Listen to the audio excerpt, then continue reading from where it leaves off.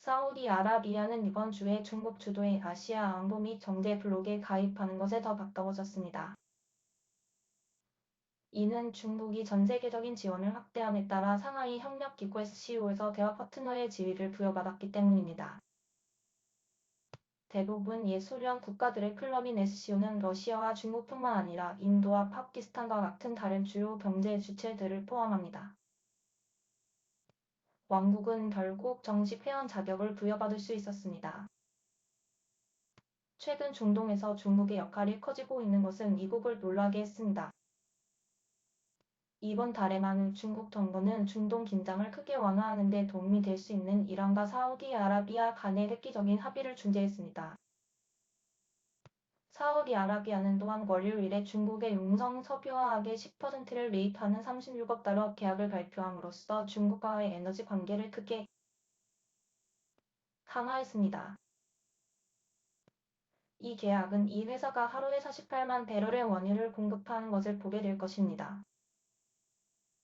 갈수록 양극화되는 세계에서 미국과 중국의 러시아의 경쟁이 격화되면서 사우디아라비아를 비롯한 중동 국가들이 글로벌 파트너십 다변화를 선택하고 있다는 분석입니다.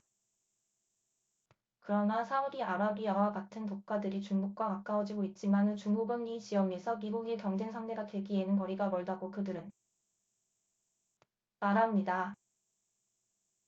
사우디의 분석가이자 작가인 알리 시아비는 미국과의 전통적인 일부일처제 관계는 이제 끝났습니다. 라고 말했습니다.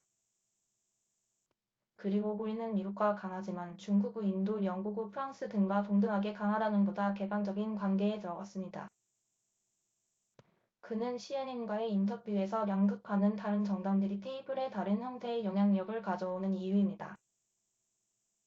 왕국을 위한 현명한 것은 모두 다른 방식으로 안보와 번영에 기여하는 전략적 관계 포트폴리오를 마련하는 것입니다. 미국 주재 영국 대사 리마 빈트 반다르 알 사우드는 10월 CNN의 베키 앤더슨에게 미국과 사우디의 관계에 대한 검토가 긍정적인 것이라고 말했습니다. 이 왕국은 5년 전의 왕국도 아니고 10년 전의 왕국도 아닙니다. 따라서 존재하는 모든 분석은 더 이상 관련이 없습니다. 라고 그녀는 말하면서 그럼에도 불구하고 미국과의 동맹이 광범위하고 강력했다고 강조했습니다. 목요일에 CNN의 베키 앤더슨과 인터뷰한 존스 홉킨스 고등국제학대학원 SAIS 중동학 및 국제문제 교수인 발리 나스르는 미국이 사우디아라비아에 대한 매우 다른 개념에 기반을 두고 있기 때문에 중동 정책을 다시 생각할 필요가 있다고 말했습니다. 하지만 분석가들은 중국이 경제 중심주의와 지역 정치에 대한 거부감을 고려할 때 중동이 미국과 중국의 경쟁의 장이 될 가능성은 낮다고 말합니다. 따라서 사우디 중국 관계가 본격적인 동맹이 될 가능성은 낮습니다. 사우디아라비아는 중국의 최대 원유 공급국이고 중국은 사우디 석유 수출의 최대 목적지입니다. 그럼에도 불구하고 왕국의 경제는 통화가 달러에 고정되어 있고 석유 판매가 그 통화로 수행되기 때문에 미국과 묶여 있습니다. 사우디아라비아의 국방 인프라도 미국의 장비에 크게 의존하고 있습니다. 대서양 평일의 조나단 풀턴 성인 비거주자는 중국은 엄격한 비도맨 정책을 가지고 있으며 중동 분쟁에 휘말리는 것을 원치 않을 것이라고 말했습니다. 그는 CNN과의 인터뷰에서 동맹국은 일반적으로 제3국이나 제3국 블록에 반대하는 동맹국이며 중국은 이를 원하지 않는다며 그들은 특히 중동에서 다른 나라의 문제에 휘말리는 것을 원하지 않는다고 말했습니다. 서방 국가들과는 달리 중국은 또한 사우디아라비아에게 서로의 내정에